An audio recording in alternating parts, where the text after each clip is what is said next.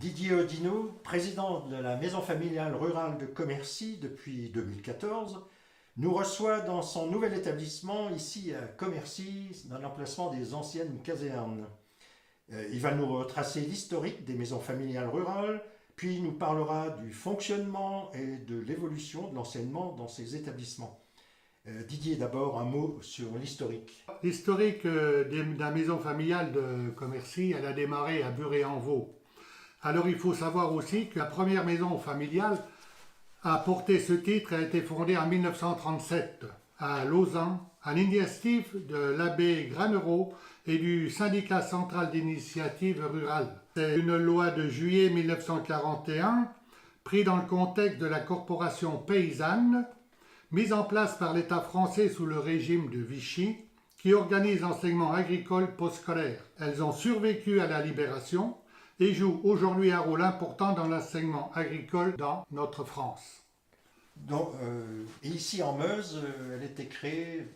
La première a été créée en 1952. Le premier président, c'était M. Villard, que je vois sur les registres de la maison familiale. En 1952, c'était M. Étienne de Maxé-sur-Vesse. Au départ, donc la première maison familiale... Buret-en-Vaux. Buret-en-Vaux.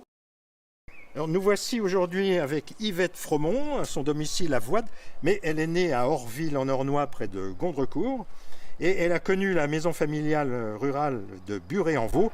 Elle va nous raconter un peu là, ses études dans cette maison familiale. Yvette, de quelle famille êtes-vous? Alors, troisième d'une famille de petits paysans. Les parents n'avaient pas les moyens de nous faire suivre des études, mais tenaient à ce que les filles aient un minimum de formation pour tenir une maison, une famille. Donc, nous a inscrits dans une maison familiale à Buret-en-Vaux. Donc, cette formation, si j'ai bien compris, elle durait 6 mois sur 2 ou 3 années, c'est ça? Oui, ça a duré sur 3 années. Quand les familles avaient les moyens et pas trop de travail à la maison, les filles faisaient les 3 années, mais moi particulièrement, mon frère étant soldat en Algérie, eh bien, je n'ai pu faire qu'une année, parce qu'il fallait des mains à la maison, des bras pour faire le travail. Et je crois que les conditions étaient assez rudes, l'hiver, pas de chauffage dans les dortoirs, comment c'était?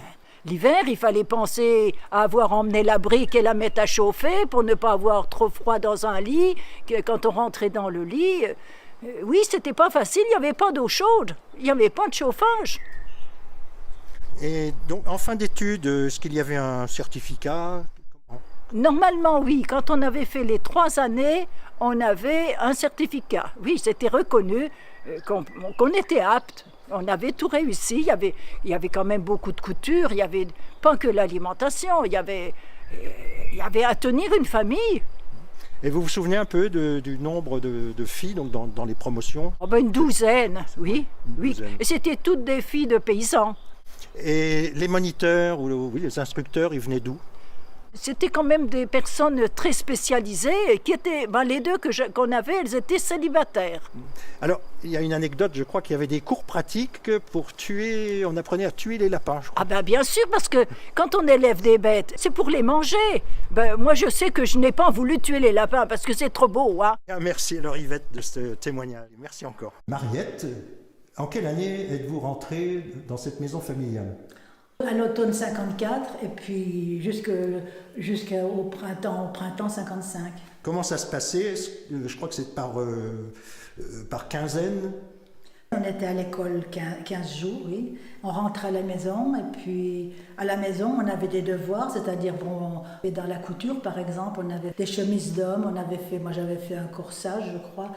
Et ce qu'on avait fait, il fallait refaire soi-même, sans aide, le faire à la maison. Et ça se passait surtout, je crois, à l'automne et printemps. On rentrait certainement au 1er novembre, je suppose, et puis ça se terminait à Pâques à peu près. Vous m'avez parlé aussi, je crois, d'un rassemblement à Verdun. Je pense que c'est en 55 aussi, il y a eu un grand rassemblement des maisons familiales là, et on est tous, c'est-à-dire que Il y avait des responsables à Verdun, mais ils nous ont envoyé une jeune fille qui avait appris le corso blanc. Oui, mais tout le monde, on a tous joué, dansé avec des tambourins. On était habillés, on avait un corsage blanc, tout le monde, et une jupe fleurie. Tout le monde était pareil, et c'était quelque chose de magnifique. Nous sommes ici donc au château de la Wavre, château situé entre Vaucouleurs et Neuville-les-Vaucouleurs. Et ce château était le siège de la maison familiale rurale dans les années 60 à 1970.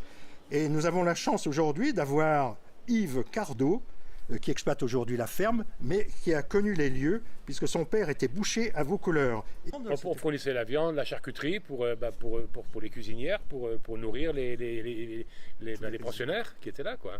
Voilà. Jacqueline Mouilleron, née Colin, demeurant à Ourches-sur-Meuse, a séjourné dans la maison familiale rurale qui était à l'époque au château de la Wavre, entre Neuville-les-Vaucouleurs et Vaucouleurs. Dans cette maison familiale, c'était un grand château. On avait le premier étage, il y avait des grandes chambres. Alors, vous m'avez parlé d'un plat, les pommes à la chez-soi. Les pommes à la chez-soi. Qu'est-ce que c'est ? Elles œufs battus en neige, en meringue, sur le dessus, qu'on passait au four pendant 10 minutes à peu près. Et vous m'avez parlé aussi que vous étiez reçu dans les 3 premières. On avait une rédaction à faire, je me rappelle.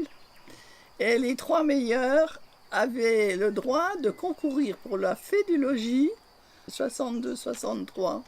Ah oui, est-ce que vous avez encore des relations, des amis Ah oui, il reste beaucoup d'amis. Vous vous rencontrez encore ? On se rencontre tous les ans, il y en a même plusieurs fois par an. Et on essaye de faire encore une fois tous les 2 ans à peu près un repas tout ensemble au restaurant. Et ensuite, de Vaucouleurs, elle est revenue au Progrès agricole de Commercy en 1972, donc 8 rue du Four à Chaud. Le projet d'acheter la maison familiale 8 rue du Four à Chaud à Commercy a été admis par le conseil d'administration. Et le 6 juillet 1972, c'est la maison familiale de Château de la Wavre à Vaucouleurs qui est venue au Progrès agricole de Commercy. La première réunion s'est tenue sous la présidence de M. Arninck. Au rez-de-chaussée, là où l'on voit les chaises, c'était des garages.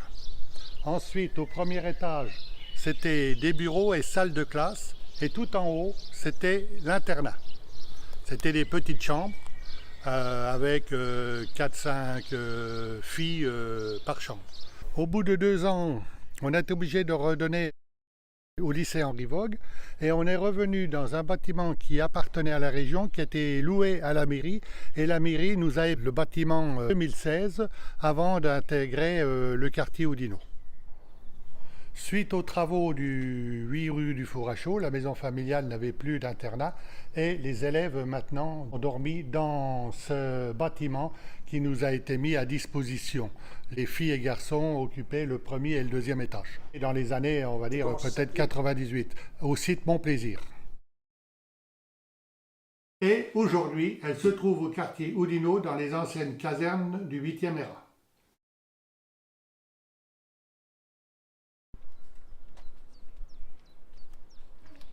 Eh bien voilà, une classe avec des élèves, vous êtes des secondes. Voilà, classe de seconde. Nous voici dans une chambre de l'internat de la MFR de Commercy. 17 chambres au premier étage. Voilà, c'est une chambre à 3 lits. On peut mettre un 4e lit. Les jeunes ont sur le palier des WC, cabinet de toilette et une douche italienne. Bénédicte Bon, directrice de la maison familiale rurale de Commercy, nous reçoit dans son bureau. Bénédicte, vous avez connu le premier site ici à Commercy, rue du Four à Chaud. Parlez-nous de vos débuts, de l'évolution de l'esprit et de l'enseignement de la maison familiale rurale. Pour moi, c'était la découverte. J'étais monitrice avant dans une autre maison familiale du Nord-Meusien. Donc au départ, la rue du Four à Chaud, il y avait combien d'élèves ? Alors quand je suis arrivée la première année en juin 2000, il y avait 60 élèves. Et nous sommes arrivés en septembre à 90 élèves à la rentrée. Et c'est vite monté en puissance. L'évolution rapide, ça a été la mobilisation de tous, que ce soit déjà les parents, déjà les administrateurs qui souhaitaient développer l'association et qui ont cru à cette association.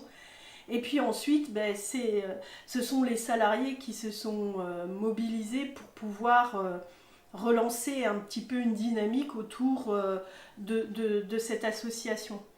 Les associations maisons familiales, elles ont l'habitude de faire beaucoup de choses et de ne pas le dire. Donc l'image, on la travaille depuis toujours, sauf que on est beaucoup dans l'action. Donc pour nous, on fait, c'est naturel. Donc on ne communique pas forcément dessus et c'est bien dommage. Et ça, on le voit à travers le temps des maisons familiales. Dans l'investissement sur le territoire, quand on commence à dire qu'est-ce que vous faites et quand on commence à donner un peu toutes les actions menées, on se rend compte nous-mêmes aussi qu'on a une place intéressante sur le territoire. Alors, je vois aussi, d'après le petit tract là, que le type d'enseignement aussi a changé. Il y a une évolution. Vous avez des filles au départ et maintenant il y a des garçons qui font pratiquement les mêmes métiers que les filles. Le flyer qui a été réalisé, c'était un clin d'œil par rapport à l'évolution un petit peu des activités de la maison familiale. Plutôt au départ une formation plus ménagère et puis aujourd'hui une ouverture vers l'ouverture à tous. Et on voit un jeune homme faire une lessive et c'est ce qui se passe aussi à la maison familiale parce que le cœur des maisons familiales, c'est vivre ensemble, partager, respecter les lieux où l'on vit et se respecter mutuellement. Bonjour, on est des élèves de la MFR de Commercy, on prépare le flash mob pour le Festival des familles du 4 et 5 juin.